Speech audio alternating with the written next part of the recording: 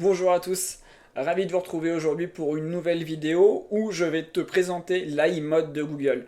Donc c'est un mode conversationnel que tu vas retrouver directement sur le moteur de recherche de Google et ça va être un indispensable pour toi d'être positionné dessus en optimisant ton GEO. Donc l'idée de la vidéo aujourd'hui, c'est de faire une vidéo très courte, rapide et précise pour que tu découvres l'outil et que tu me dises toi ce que tu en penses dans les commentaires. Et si tu le connaissais déjà, si tu as déjà optimisé ton site pour pouvoir ressortir dessus en 2026, je te présente le mode tout de suite sur mon écran. Donc là, on est sur une page d'accueil de Google traditionnelle. Et donc là, je vais te taper un mot-clé d'information et on va voir ce que ça me ressort. Donc je vais écrire quelle est la date de l'élection présidentielle en France. Et donc là, on a une page de résultats comme d'habitude. Donc je vais basculer tout à gauche sur ma page. On a du coup un petit onglet qui s'appelle Mode IA. Et donc je bascule dessus. On va voir qu'il va me sortir les éléments. Donc là, on a, si je dois décrypter la page, comme si on était sur Gemini ou ChatGPT, donc des éléments de réponse avec des liens sur la droite pour avoir les sources. Si je clique dessus, ah, intéressant. Il m'isole du coup deux sources. Donc là, on a 6 sites. Si je clique sur le lien, j'en ai plus que 2. Donc j'imagine que c'est les deux liens qu'on a ici. Ensuite, on a des liens directement internes dans le contenu. Donc là, on voit que pour une réponse sur une typologie de recherche informationnelle, on va avoir 1, 2, 3, 4. On va avoir 4 liens sur une seule recherche. Et avec les liens à droite, ou si on clique dessus ou afficher tout, on a directement les résultats. Donc ça c'est très intéressant et on peut voir qu'il va y avoir une bataille assez féroce pour ressortir sur ce mode-là de Google, puisque rien qu'en une recherche assez simple, on voit qu'il y a 10 résultats. Donc au final, est-ce que ça change d'une page de résultats traditionnelle? Je vais juste du coup checker là en faisant une recherche sur Google et voir ce qui ressort. Donc en premier, on a Wikipédia, service public, ministère de l'Intérieur, Wikipédia, Conseil constitutionnel et les sites de l'État. Et ici, on a Wikipédia, YouTube. YouTube, c'est pas une surprise, on le savait que c'était un des critères, enfin, une des sources de données préférées des LLM. Ville de Lille, et là, il se plante parce qu'il me sort du résultat sur les élections municipales. Donc ça veut dire, est-ce qu'il ne trouve pas assez de sources autres que les sites du gouvernement sur cette recherche-là? On a Sud-Ouest, où là, il se plante également, c'est des municipales. Donc à voir si vous voulez tester et faire un petit article sur les élections présidentielles pour voir si vous ressortez sur ce top-là. Donc pour la partie droite, c'est pas encore au point. Sur les résultats, en tout cas, on va dire type chat, question-réponse, on a les résultats. Donc là, je vais poser une autre question qui aura rien à voir. Je vais lui faire une requête plutôt commerciale. Alors, quelle est la meilleure... Non, je vais taper autre chose. Comment choisir une télé 4K? Et on va voir ce qui va me ressortir. C'est une recherche où là, j'ai pas d'enjeu normalement d'achat.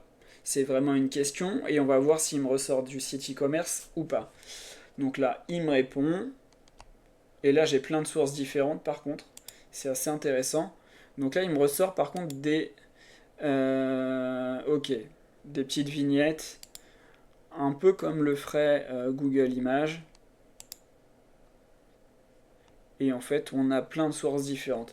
Donc là, on peut voir qu'il y a quand même plein de sites qui ressortent. Donc il va falloir réussir à tirer son épingle du jeu. Donc là, ensuite, des informations. Et ensuite, le site d'UFC Choisir en lien direct. Donc UFC Choisir, qui est un des sites les plus fiables sur le sujet. Donc c'est assez intéressant.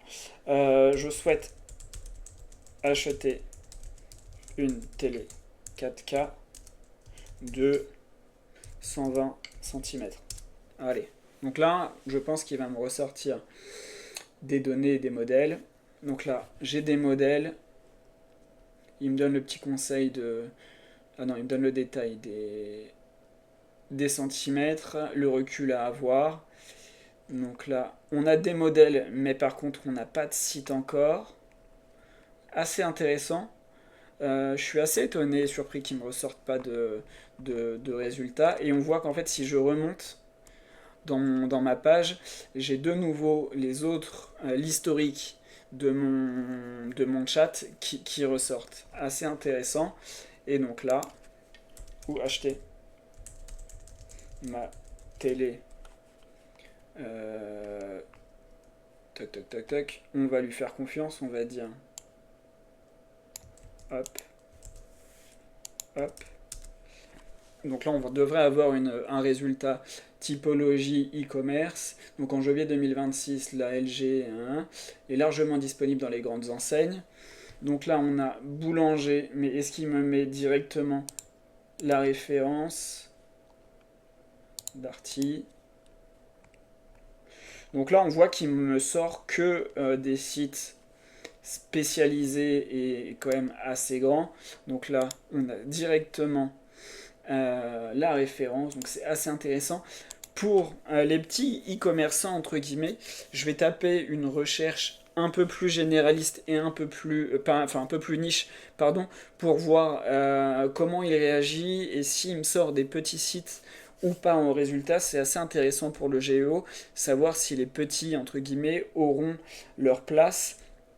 Je recherche un bijou handmade pour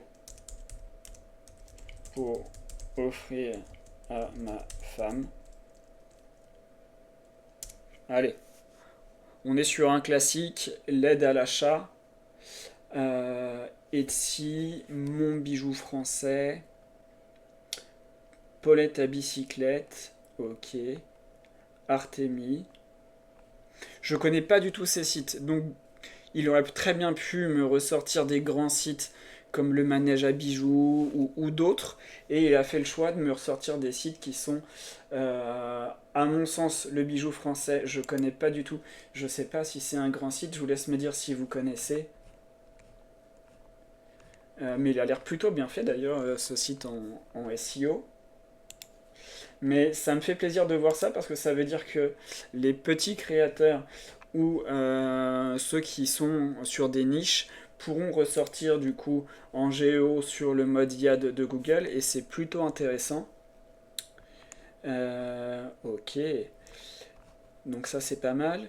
Et si du coup je clique ici, je ressors et je suis sur des résultats traditionnels. Il ne me prend pas l'historique par contre, il retourne sur ma première recherche, mais c'est assez intéressant. De mon côté, moi j'ai commencé à faire des tests pour savoir comment positionner des sites dessus. J'ai mes premiers résultats qui sont positifs. Je partage moi toutes mes recherches et tous mes résultats sur mon Substack. Donc si tu veux rejoindre, je te laisse, je mets le lien dans la description en bas. Je te laisse me dire ce que tu penses du mode IA dans les commentaires. Est-ce que toi tu vas l'utiliser? Est-ce que tu l'as déjà testé? Et puis nous, on se retrouve la semaine prochaine pour une nouvelle vidéo. Peut-être sur de l'IA, peut-être sur du GEO, peut-être sur du référencement naturel. On verra. Je te souhaite une bonne fin de semaine, à bientôt.